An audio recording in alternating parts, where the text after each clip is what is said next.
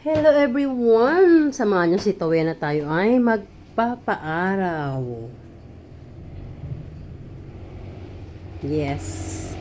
So, andito ako sa corridor ng aking second floor.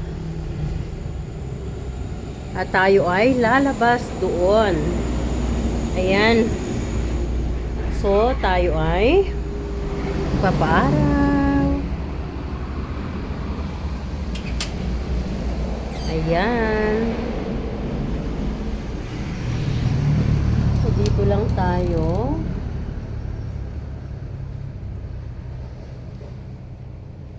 So, ayan ang aking terrace. Dito ako nagpapaaraw sa umaga.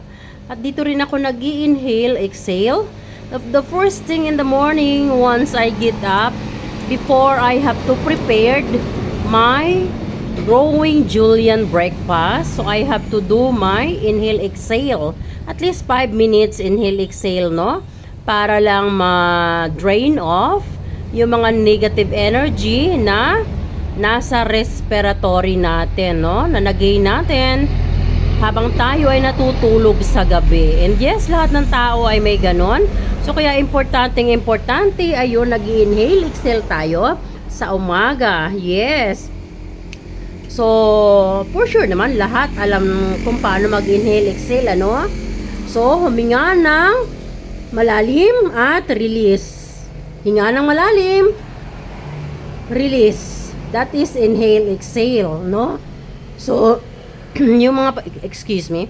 So, yung pamamaraan na yun, guys, ay tinatanggal natin yung mga blockages na nasa respiratory tract natin. And yes, nag-provide tayo or nagdadala tayo ulit, nagpapapasok tayo ng fresh na oxygenatic air sa ating inner circulations. Ginagawa nating madali ang trabaho ng ating lungs kasi pag polluted ang ating lungs, nahihirapan din siyang mag-function. And yes, tulungan natin yung ating mga organs na maging madali ang trabaho natin para hindi tayo magkakaroon ng sakit. Dahil pag yung ating mga inner organs ay nahihirapan, syempre tayo ang magdadala ng karamdaman. And I just hope na tayong lahat ay naiintindihan yung mga ganun. Yes. So, ayan. O, diba? Ang ganda ng araw ngayon. Maglalaba ako, guys, pagkatapos nito. Ayan. So, pumasok na sa school yung aking growing julienne. And then, labas tayo dito.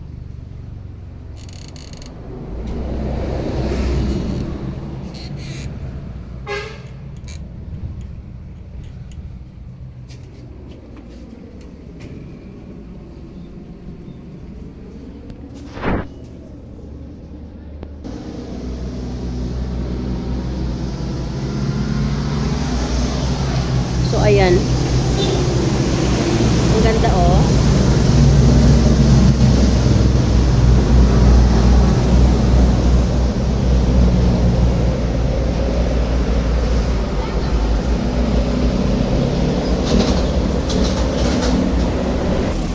Ganda, diba?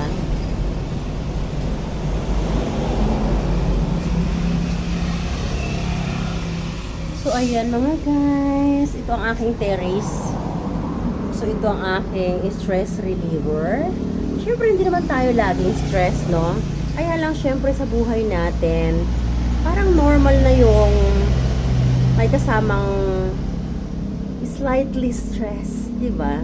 Ayan. So, parang hindi yata nabubuo yung buhay ng tao pag walang ganon. Pero, God is always there to handle, diba? To teach us handling the situation. If God is always in the center of our lives, He will always help us manifest the situation that we are facing each day. Yes, and yes, that is very important na nasa center ng buhay natin si God. Ayan. Ang ganda ng aking halaman. Grabe. Ang ganda niya. Napaka-gorgeous.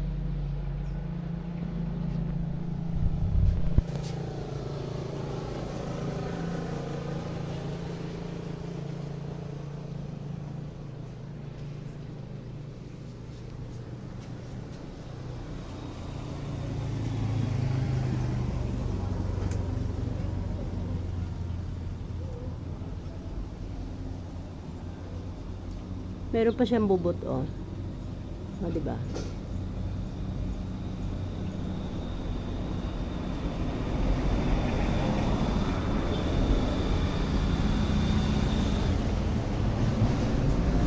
So, ayun lang guys. Papasok na tayo. Ayan. I love you all guys. God bless. Ayan mga bes. Gumawa ako ng salted egg. Ayan. This is my version. At ito po yung level niya, oh. Ayan. So, ginawa ko siya ay noong November 12. 1:30 AM. So, 25 days of soaking. And today, ay iboboil na natin siya. And papakita ko sa inyo kung ano yung hitsura ng aking salted egg. At yes, napakasarap nito guys. So, ayan. Ikat na natin dito para mas mabilis kong mabuksan. So, you know why? Inilagay ko siya sa plastic para hindi siya maistorbo. At nilagay ko siya sa isang corner na hindi siya laging nagagalaw. Ayan. So, buksan natin. Ang bango, guys. So, ayan. So, alam nyo ba kung saan yan naka-ferment? Naka-ferment po yan sa pinakulong laurel at maraming asin at paminta. Ang bango. Alam nyo, guys, yung ibang fermented na salted egg ay mabaho. Ito, guys, hindi. Sobrang bango niya, promise. At pag binuksan mo yung takip, ay napakabango niya lalo. So, ayan. At ilalaga na po natin yan. Ayan. Actually, bumawas na ako dyan ng 3. Nilaga ako. Ang sarap. Grabe. Pwede mong papakin, pwedeng ulam, at panlagay sa mga salad. Ayan. At yan nga po ay panglagay ko sa aking salad. Dahil nga ang ating sugar level ay medyo elevated.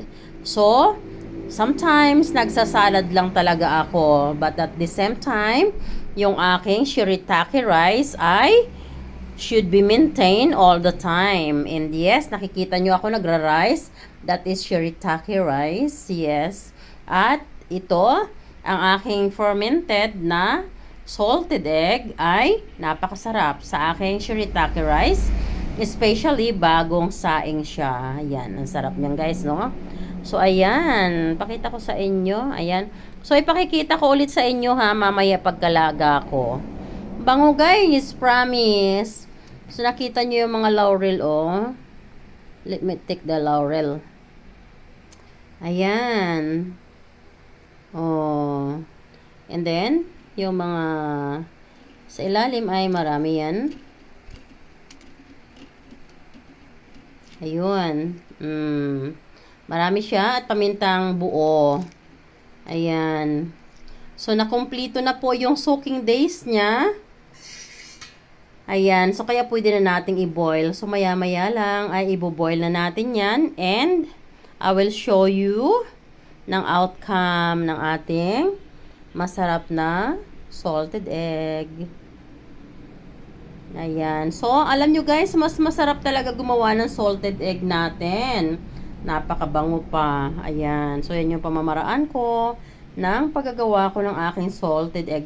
I no longer buying salted egg since na tuto akong gumawa ng salted eggs, no? So, siguro, about 7 years na akong hindi bumibili ng salted eggs. Alam nyo bakit inaral ko ito guys? Kasi, mahilig akong kumain ng salted eggs. And paano ko natutunan to?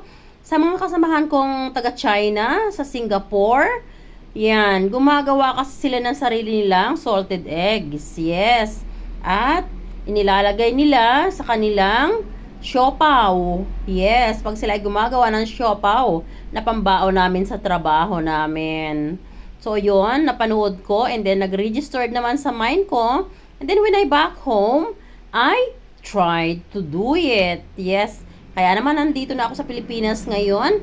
So, ayan. Gumawa na lang nga ako ng sarili kong salted egg sa pamamaraan na ito. And yes, guys, try nyo rin to, no? Comment down below kung gusto nyo ba ng procedures and ingredients nito. And I'm gonna show you, of course, no?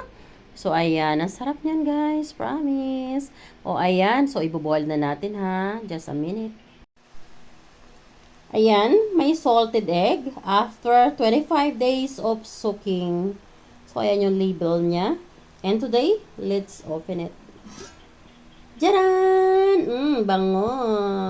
So, ayan guys. Nasok na properly sa masasarap at mabangong ingredients ng ating salted egg. And then, it is ready to boil. Yes!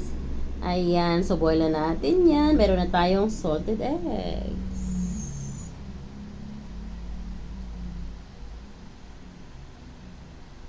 So, ito na mga guys, mga best, mga lalabs yung ating binabad na itlog sa asin, bay leaves at paminta. Yes, yan po ay salted egg. Ayan. So, pagkatapos po nating pakuluan ng 15 minutes sa medium heat lang, ayan, so i-drain po natin kaagad yung tubig, no? Pag napakuluan na natin. And then hugasan po ulit natin. Pero hindi ko tinanggal yung mga herbs. Nandun pa rin yung laurel at ibang paminta sa loob. Pero yung salt water niya ay wala na po. Ayan. So, ayan nga. Ayan na po yung hitsura niya. And then, ito na siya. Look at that. Talaga namang oily, no? So, ganyan kaganda ang resulta. At tayo ay biak pa ng isa para ipakita ko talaga sa inyo in actual. Ayan. Jaran! Ayan. Look at that. O, diba? Oily siya. Sarap. Ayan. So, ito po yung resulta ng ating salted egg na binabad natin sa pinakulo na laurel, paminta at asin. At yun pong aking ginawa ay 1 dozen na itlog. At then, ang nilagay ko pong asin ay 2 cup. Yes. Ayan. So, ipakikita ko po sa inyo, baka hindi ko pa na-erase yung aking procedure ng pagbababad, no? Pero if ever na na-erase ko na po yun, so yung procedure ko po nito ay hugasang mabuti yung itlog.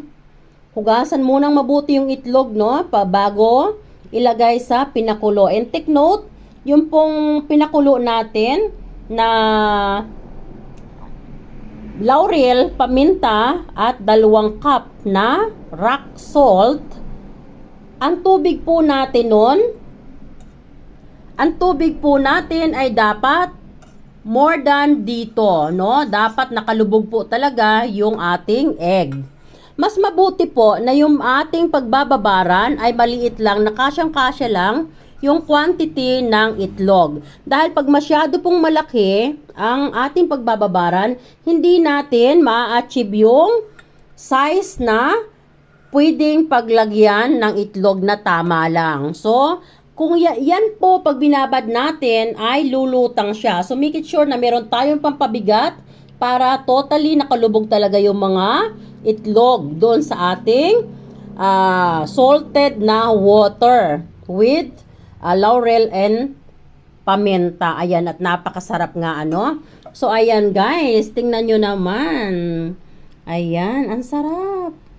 Ayan, so ayan po ay napakasarap talaga at pwedeng-pwede mo nga papakin, no? Hindi siya ganun ka-salty. And yes, napakabango. Tingnan nyo naman.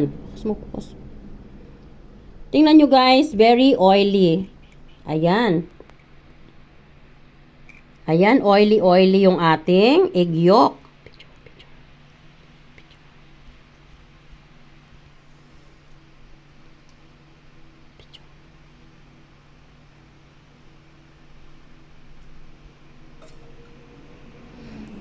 So, ayan guys, ang ating salted egg homemade ni Tita Wena. Ayan, ang sarap.